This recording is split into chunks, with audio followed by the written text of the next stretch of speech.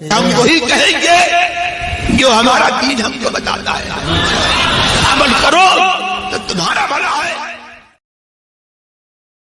السلام علیکم ورحمۃ اللہ۔ یہ کیرلا کے نور صاحب نے کل سوال پوچھا تھا کہ حضرت علی کرم اللہ وجہہ الکریم اور نبی کریم صلی اللہ علیہ وسلم کیا دونوں ایک ہی نور سے پیدا ہوئے؟ تو ہم نے بتایا کہ یہ عقیدہ اہل سنت و جماعت کا نہیں ہے، یہ غلط بات ہے۔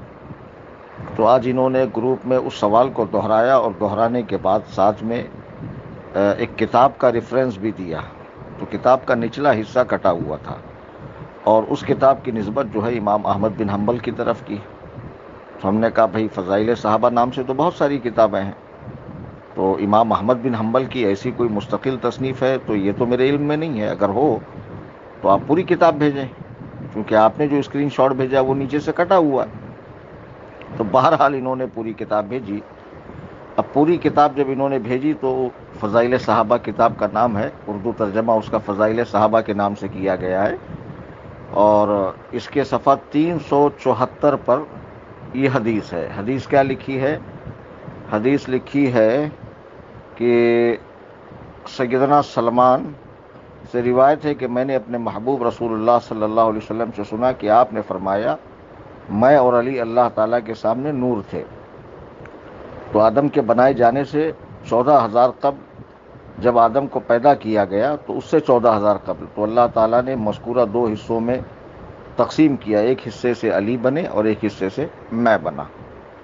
تو اب یہ جو حدیث ہے ختم ہونے کے بعد وہاں نمبر 2 لکھا ہے، یعنی جب اصل کتاب کے اندر کوئی چیز مزید سمجھانی ہوتی ہے تو وہاں آگے ایک نمبر لکھا جاتا ہے کہ نیچے ایک انڈر لائن کی جائے گی اور اس کے بعد اس حدیث کی تحقیق یہ کیا ہے کیا نہیں ہے بتائی جائے گی۔ تو ایسا ہی اس حدیث میں بھی ہے کہ حدیث پوری ہونے کے بعد نمبر 2 ڈالا گیا۔ اس کے پہلے جو نمبر 1 کی حدیث تھی وہ بتایا گیا کہ وہ حدیث کس طرح کی ہے، صحیح ہے، ضعیف ہے، موضوع ہے، کیا ہے۔ پھر اس حدیث کا حال بھی بتایا گیا۔ تو دیکھیے اسی آپ نے جو پیج بھیجا اسی میں دیکھیے حدیث لکھنے کے بعد نیچے کیا لکھا ہے، تحقیق۔ تحقیق کیا ہے اس کی کہ یہ موضوع ہے، اور موضوع کیوں ہے؟ حسن ابن علی بصری ان کو متہم بالکذب کہا گیا، یعنی ان پر جھوٹا ہونے کی تہمت ہے، اور باقی کے جو راوی ہیں وہ ثقہ ہیں۔ تو اب دیکھیے جن سے حدیث لی جا رہی ہے انہی کے اوپر جھوٹ کی تہمت ہے اور حدیث کو موضوع کہا جا رہا ہے۔ تو میں نے کل بھی تو وہی بات کہی تھی کہ مولائے کائنات کی شان میں آج کل جو حدیثیں پڑھی جا رہی وہ اکثر من گھڑت اور جھوٹی ہے، اور کوئی ضرورت نہیں اس قسم کی جھوٹی اور من گھڑت روایات پڑھنے کی، جبکہ صحیح احادیث سے ان کا مقام و مرتبہ ہمیں معلوم ہے، ان کے فضائل و مناقب سے ہماری سوچ سے بھی بڑھ کر ہے۔ تو پھر کیا ضرورت ہے کہ ایسی من گھڑت اور جھوٹی اور جعلی اور سڑی ہوئی حدیثیں لا کر انتشار پیدا کرنے کی؟ اب لوگوں کے سامنے حدیث پڑھی جاتی ہے تو مجمع میں جو لوگ بیٹھے ان کو کہاں کتاب پڑھنی آتی، اردو پڑھنی آتی، عربی پڑھنی آتی، وہ کہاں جائیں گے تحقیق کرنے کے لیے؟ وہ تو دیکھ لیے کہ پڑھنے والا مولانا ہے، ماشاءاللہ داڑھی ہے، جبہ قبہ ہے، امامہ ہے، اور جذبات میں آ کے پڑھ رہا ہے تو نعرہ تکبیر اور رسالت بھی لگتے ہیں اس کے اوپر۔ اب کون جائے تحقیق کرنے کے لیے؟ حالانکہ جہاں سے یہ حدیث پیش کی جا رہی ہے اسی صفحے میں انڈر لائن کے بعد اس حدیث کی تحقیق ہے۔ تحقیق میں کیا کہا گیا؟ یہ حدیث موضوع ہے، اور موضوع اس لیے ہے کہ حسن بن علی بصری جو ہے اس پر جھوٹ کی تہمت ہے، اور باقی کے جو اس کے اوپر کے جو راوی ہے وہ ثقہ ہے، لیکن اصل مرکزی راوی جو ہے وہ جھوٹا ہے۔ ابھی یہ بات کہاں لکھی ہے؟ تو تخریج میں بتایا ریاض النظرہ فی مناقب الاشرہ، جو امام طبری رحمہ اللہ کی کتاب ہے، جلد 3 صفحہ 154، اس میں اس کو کذاب کہا گیا ہے اور اس روایت کو جھوٹی کہا گیا ہے۔ تو میں نے جب اس وقت آپ کو سمجھایا کہ میڈیکل میں جیسے دواؤں کے ساتھ ساتھ کیڑے مکوڑے مارنے کے پوائزنز بھی ہوتے ہیں، چوہے مارنے کا بھی پوائزن ہوتا ہے، طرح طرح کے کیمیکلز ہوتے ہیں، تو اس کا مطلب یہ تھوڑی ہے کہ وہاں شفا خانے میں سارا کچھ رکھا ہوا ہے وہ پینے اور کھانے کے ہی لائق ہے۔